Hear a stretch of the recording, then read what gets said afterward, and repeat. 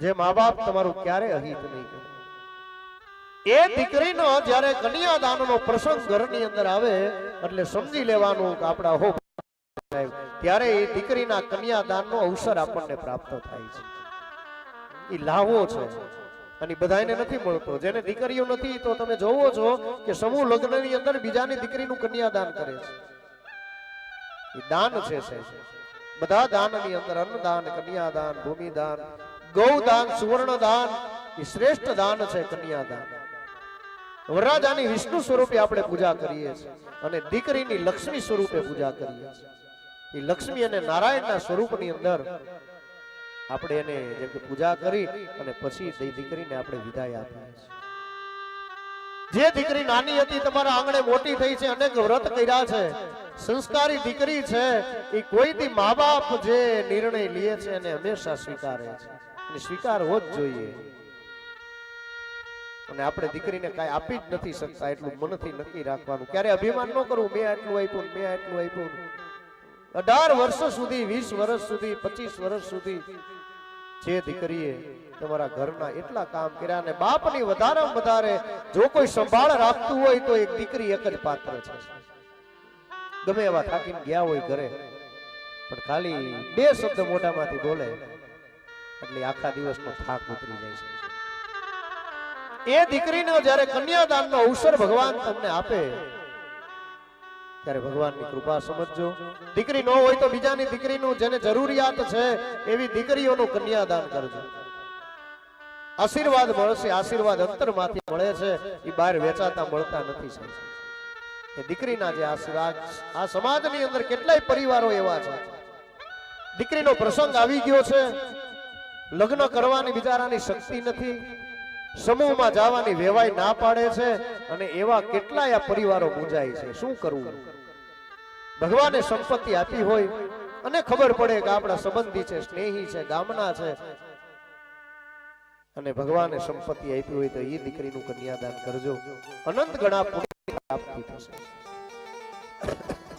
એ દીકરી જ્યારે સાસરે જતી હોય જોજો એ વાતાવરણ જ ખાલી લગ્નનું છે ને એ તમે પહેલા દિવસથી મંડપ મુહૂર્ત થી માર્ક કરજો।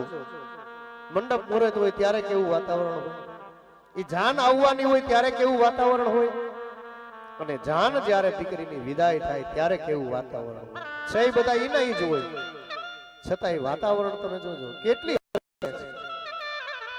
દીકરી જ્યારે વિદાય થાય એ બાપને મળે, ભાઈને મળે, પરિવારને મળે અને રડે છે। એ શું કામ રડે છે, શું કામ રોવે છે, સમજવા જેવો પ્રસંગ છે। અને આપણા મહાપુરુષો એમ કહે છે કે દીકરી રડે છે એ સુખના આંસુ નથી, દુઃખના આંસુ નથી। એક પરિવારને છોડી અને બીજા પરિવારની અંદર પ્રવેશ કરે સાહેબ જાય, આ કોઈ સહેલી વાત નથી। છોકરાઓને હોસ્ટેલમાં મૂકી આવ્યા હોય 6 મહિનાથી તે પાછા પપ્પા ફાવતું નથી, પણ સંસ્કારી દીકરી એમ નહીં કહે કે મને ત્યાં નથી ગમતું। શું કામ એ દીકરી રડે છે? એ મહાપુરુષો એમ કહે છે કે જેવી રીતે ધોબી છે ને રંગારા છે એ કપડાને રંગવા માટે થઈ અને એ પેલા પાણીની અંદર પલાળે, પછી કપડાને ધોવે ત્યારે એને બીજો રંગ ચડે છે। એમે દીકરી આજે એના પરિવારનો રંગ આ ઉતારે છે, એના હૃદયને ધોવે છે, હવે એના સાસરાના પક્ષના રંગે રંગાવાનું છે। એક ગોત્રમાંથી બીજા ગોત્રની અંદર જાય છે, એક પરિવારમાંથી બીજા પરિવારની અંદર જાય છે અને એ દીકરીના વિદાયનો પ્રસંગ આ જગતની અંદર 20 વર્ષનો દીકરો ગુજરી ગયો હોય બાપ નથી રોયો એવું જોયું છે, પણ આ જગતની અંદર 20 વર્ષની દીકરી સાસરે જતી હોય અને કોઈ બાપ રોયું નથી એવું હજી સુધી જોયું નથી સાહેબ। અને એ જ્યારે રડતા હોય ત્યારે એ પ્રસંગ એવો છે આંખમાંથી આંસુ નીકળતા હોય સાહેબ। એ આંસુ નહીં હોય ઠંડા કે નહીં હોય ગરમ। આંસુના 2 પ્રકાર છે, 3 પ્રકારે આંસુ આંખમાંથી આવે। એક જ્યારે તમે આનંદમાં છો અને આંખમાંથી આંસુ નીકળે છે એ આંસુ હંમેશા ઠંડા હોય છે। એક તમે દુઃખમાં રડો છો અને આંખમાંથી આંસુ નીકળે છે એ આંસુ હંમેશા ગરમ હોય છે। પણ એક જ્યારે દીકરી સાસરે જાય છે અને આંખમાંથી આંસુ નીકળે છે એ આંસુ નહીં હોય ઠંડા કે નહીં હોય ગરમ, એ આંસુ ભાવના આંસુ છે, એ પ્રેમના। ભગવાનની તમે પૂજા કરો છો આંખમાંથી આંસુ નીકળે છે એ આંસુ નહીં હોય ઠંડા કે નહીં હોય ગરમ, અનુભવજો। અનુભવ થાય ને, અમુક વસ્તુ એવી હોય કે આપણને ત્યારે આ કઈ મગજમાં ન હોય, ખબર ન હોય. આંસુ ઠંડાઈ નથી, ગરમ નથી, આંસુ સુખનાય નથી, એ આંસુ દુઃખનાય નથી છે. એ આંસુ ભાવના છે, પ્રેમના છે. કે જે દીકરીને મેં 20-20 વર્ષ સુધી આ ઘરની અંદર મોટી કરી અને એ દીકરી આજે મારા ઘરેથી વિદાય લે છે. છેલ્લે આપણે સાડી આપીએ, શું કામ આપીએ? અન્ન આપીએ, ઘઉંનું બાચકું મૂકીએ, રોટલી લઈને જાય, શું કામ? એની પાછળનો એક એક હેતુ સમાયેલો છે. અને એ બાપ દીકરી રડતા હોય અને આપણા સુપ્રસિદ્ધ કવિ દાદ બાપુ લખે એ વાતાવરણ કેવું હોય, જે આંગણાની અંદર એના પિતાના ઘરનો ઉમરો કેવડો છે એ દીકરી નથી હોતી, પણ સાસરે જાય ને ત્યારે ઉમરો ડુંગરો બની જાય છે. કાળજા કેરો કટકો મારો ગાંઠથી છૂટી ગયો, કાળજા કેરો કટકો છગતો નહીં જે પથરા પર આજ કાથી જીવ્યો. જે દીકરીના પગ આ પૃથ્વી ઉપર થીજતા નહોતા એવી રમતી હતી, ઈ દીકરીના પગ આજ કેમ ઉમરો ઓળંગવા માટે ડુંગર જેવો લાગે છે? આજ ડુંગરા જેવો ઉમરો બેને, આજ ડુંગરા જેવો ઉમરો બેને, માંડરે ઓળે ગોએ કાળજા કેરો કટકો મારો ગાંઠથી છૂટી ગયો. છેલ્લે બાપના શબ્દ એ હોય સાહેબ. અને દીકરી વિદાય રહે ને ત્યારે માને એક જ ભલામણ કરે કે માં, અત્યાર સુધી હું ઘરની અંદર હતી, મારા બાપનું ધ્યાન રાખતી હતી, પણ હવેથી તને જવાબદારી સોંપું છું, એનો ખ્યાલ રાખજે. અને પછી બાપને જો એ જાપા સુધી નથી જતા, ત્યાંથી પાછા વળી જાય. અને છેલ્લે એ દીકરીના કન્યાદાનની અંદર એ જાન જાય ને ત્યારે બાપને એમ થતું હોય, છેલ્લે વેવાઈને હાથ જોડીને આપણે ઊભા રહી અને છેલ્લે એમ કહી, ભાઈ હચવાણા નો હચવાણા, અમારાથી કઈ ભૂલ થઈ જાય અને અમારી દીકરીથી કઈ ભૂલ થઈ જાય તો હજી નાની છે, એને તમે જતું કરજો, કાઈ પણ હોય તો મને કહેજો. ગમે એવો બાપ હોય સાહેબ, પણ એ પ્રસંગ એવો છે. અને ત્યારે બાપના મનની અંદર એક જ હોય, લૂંટાઈ ગયો મારો લાડ ખજાનો, દાદ હું જોતો રહ્યો. લૂંટાઈ ગયો મારો લાડ. ત્યારે દીકરીના બાપને એમ થાય કે હવે મારો લાડ ખજાનો હતો ને એ લૂંટાઈ ગયો છે. કવિ દાદ કે જોતો રહ્યો, જાન ગઈ આજ ગામ તે મારો, જાન ગઈ આજ જાન લઈ મારો, સુનો માંડવડો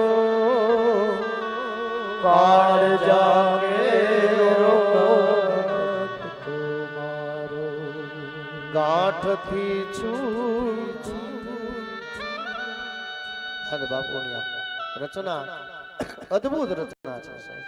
આપણા કવિઓ, આપણા સાહિત્યકારો આ જીવનની અંદર અનમોલ પ્રસંગ, ઈ આજે દેવહૂતિના લગ્ન મનુ રાજા અને શતરૂપા કરદમ ઋષિની સાથે કરાવે અને કહે છે કે બેટા જો આ છેલ્લા શબ્દ ભાગવતજી શીખવાડે છે, દીકરીને એવા સંસ્કાર આપજો, હે બેટા તું તારા પતિની આ ઋષિની સેવા કરજે.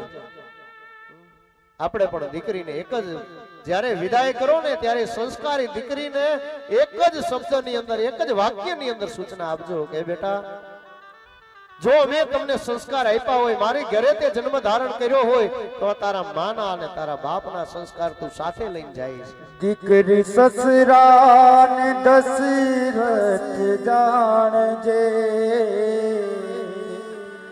દીકરી સાસુ ને કૌશલ્યા જાણજે, તારા પતિને જાણજે, પરમેશ્વર હો મારી લાડકડી જાશે ના સાસરે.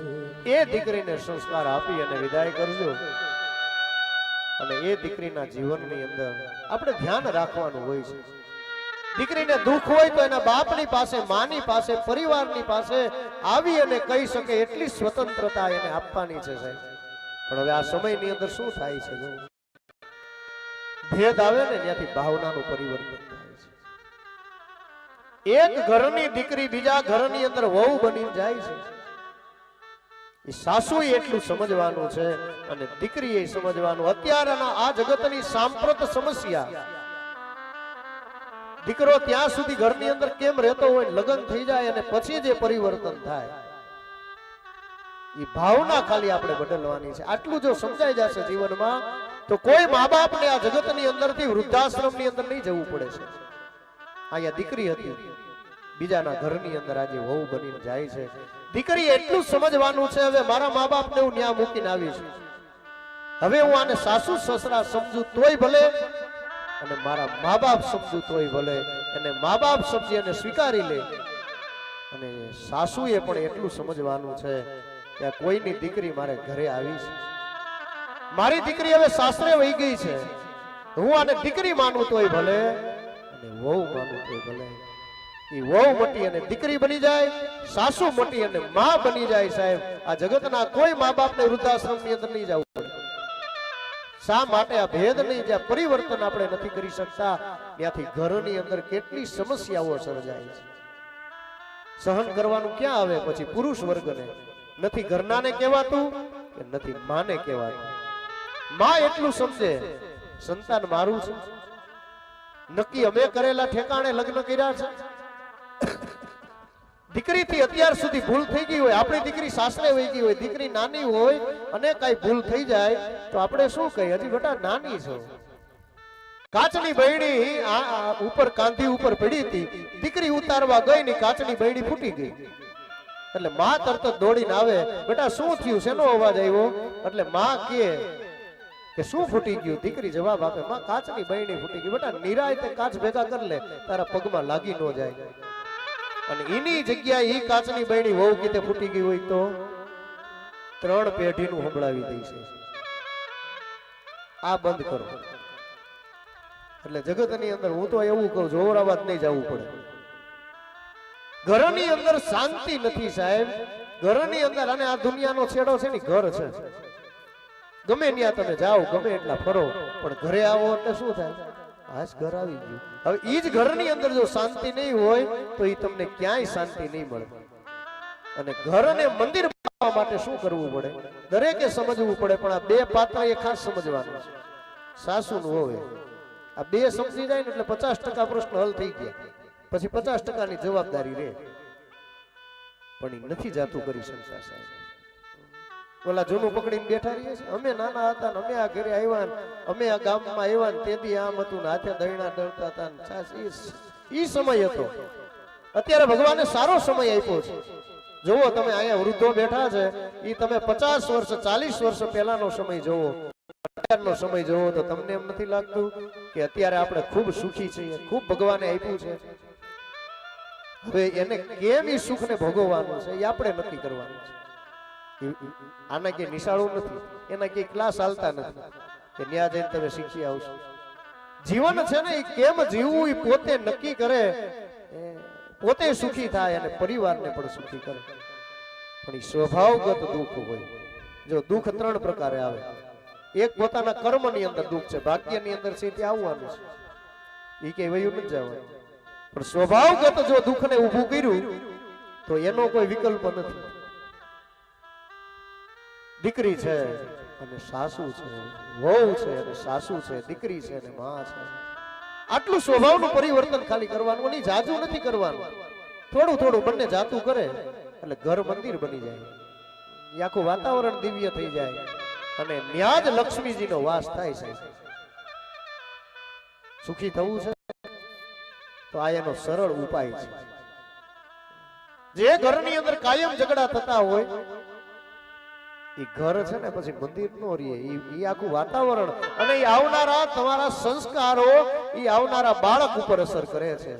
એ કાયમ આવું જ વાતાવરણ ઘરમાં હોય તો એ છોકરાઓ નાના છે ત્યાંથી જોવે છે. આવું સરસ મજાનું દાંપત્ય જીવન કેવું હોવું જોઈએ એ દેવહૂતિ અને કરદમ ઋષિના દાંપત્ય જીવનમાંથી શીખવાનું છે.